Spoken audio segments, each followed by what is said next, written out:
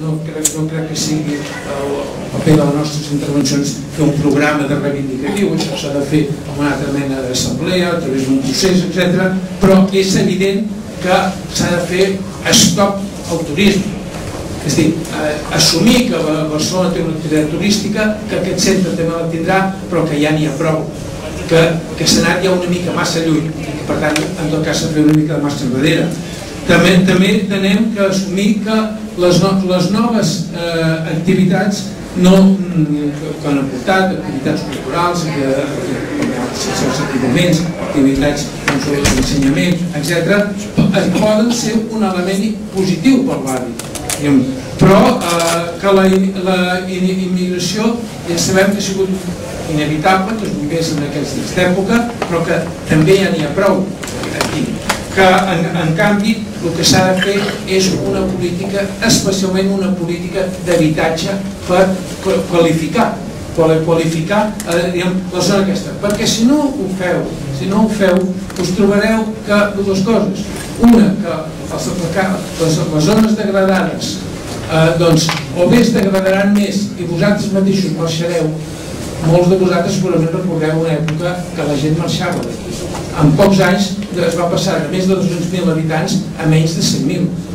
És a dir, es va perdre el 60% de la població en la ciutat vella, entre l'any 60 i l'any 80. El 85, és a dir, en 25 anys es va perdre més de la meitat de la població. Doncs això passarà, que vosaltres marxareu, que o bé hi vindrà gent més pobra o vindrà gent més rica que rehabilitarà. I per tant, aquí s'ha de fer una política a través potser de crear cooperatives, de crear una política pública que subvencioni la rehabilitació o que es faci càrrec dels habitatges que el propietari no vol rehabilitar. És a dir, hi ha moltes maneres, jo no vaig a fer aquí una explicació més tècnica, però hi ha moltes maneres, però l'important és que l'interès vostre en aquest moment coincideix amb l'interès general de la ciutat, perquè si la ciutat vella perd el seu caràcter, perd la seva població, perd la seva vida ciutadana, aleshores perdrà el seu encant. En casos com el de l'Hotel del Palau, aquest sistema, aquest model, s'ha arribat a pervertir. Aquí les administracions actuen com més gestors privats i això té uns efectes, des del meu punt de vista, bastant negatius en la relació entre les administracions, els poders públics i les associacions de veïns. Les associacions de veïns no són interlocutors tan vàlids, sinó ni tan sols són vàlids, però en principi, moderant el llenguatge, no són interlocutors tan vàlids com els promotors econòmics privats en les relacions amb l'administració. Hem de tenir en compte també que aquestes relacions són relacions entre persones. Els noms que estan sortint ara amb el tema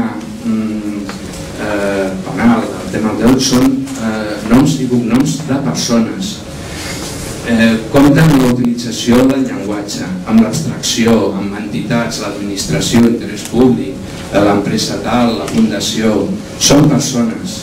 I aquestes persones tenen interessos, tenen vincles, tenen que sociològicament diu un capital relacional, un capital temporal, de relacions, de pactes, de compromisos, de premis, etc. I això crear certs vincles i certs compromisos, i això òbviament també desvirtua de la suposada neutralitat de l'activitat administrativa i de la suposada igualtat davant la llei, etc. Aquesta relació té com a conseqüència que redueix també l'espai de les associacions, la veu de les associacions tenen un poc marc decisori, no només per les associacions, també pels veïns, per les persones en particular. Jo crec que també seria pervers només parlar de les associacions, perquè llavors l'administració sempre reclamarà aquesta relació entre institucions i no entre persones. Jo crec que en aquest sentit sí seria bo que l'administració pogués recollir aquesta relació entre administració i persones, no només entre institucions. Doncs això, ara s'ha comprovat en el cas del Palau que les associacions han tingut molt poc espai, se l'han hagut de guanyar lluitant molt, no han tingut cap crèdit, malgrat des d'un bon principi van defensar que l'operació era il·legal i tenien arguments a sobre. És important el fet que ens recordem que davant de tots aquests models globals, especulatius, on els agents moltes vegades són invisibles, cosa que ja fa molt difícil organitzar les lluites veïnals, però a més quan són visibles tens claríssima la percepció que estem parlant de subjectes molt poderosos, molt grans, que tenen contactes a l'administració a diferents nivells, que tenen accés a bufets d'advocats, que tenen accés als mitjans de comunicació, que pel fet de tenir diners tenen una reputació social, que aquesta és una de les coses que a veure si comencem a canviar socialment.